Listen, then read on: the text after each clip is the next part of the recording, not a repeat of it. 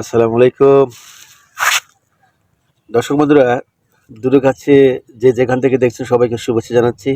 আমরা সাধারণত যেসব আলু, অর্থাৎ দেশি আলু বাদ দিয়ে যেগুলো আমরা উত্তরবঙ্গে মুন্সিগঞ্জে চাষ হয় বা অন্যান্য এলাকায় চাষ হয়, যেটাকে আমরা ললিতা আলু বলি, আমরা চট্টগ্রামের মানুষ কিন্তু এটাকে ললিতা আলু হিসেবে ভালো চিনে।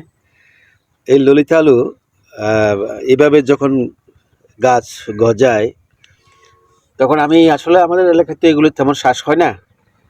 তা আমি দেখি যে এটা শ্বাস হয় কিনা বা এখানে কেমন ফলন হয়, এমন চিন্তা করে এই দুইটা আলু রোপণ করেছি।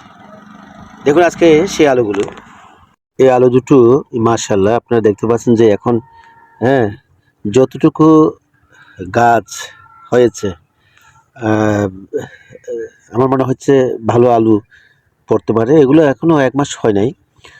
আহ, গাছ খুবই হৃষ্টপুষ্ট আছে। এখানে সার হিসেবে কালকে ভার্মি কম্পোস্ট দিয়েছি এবং আলু গাছ দেখে আমার এখন শখ জাগছে যে যদি এই আলুগুলোতে যদি ভালো ফলন আসে, এই দুইটা গাছের মধ্যে কেমন ফলন হয় সেটা আমি দেখব। দেখার পর আগামী বছর চিন্তা করব যে এটা আসলে ফিল্ডে করা যায় কিনা।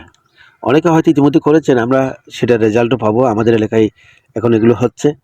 তো আশা করি যে আলু এভাবে গাছ হয়, বিশেষ করে এই যে এই আলুগুলো, সেটা আসলে আমি এটা দেখে বুঝতে পারছি। তা আসলে পরিচর্যা এবং হয়তো সুযোগ পেলে সবখানে এইসব গাছ হতে পারে এবং ফলনও হতে পারে। দেখা যাক।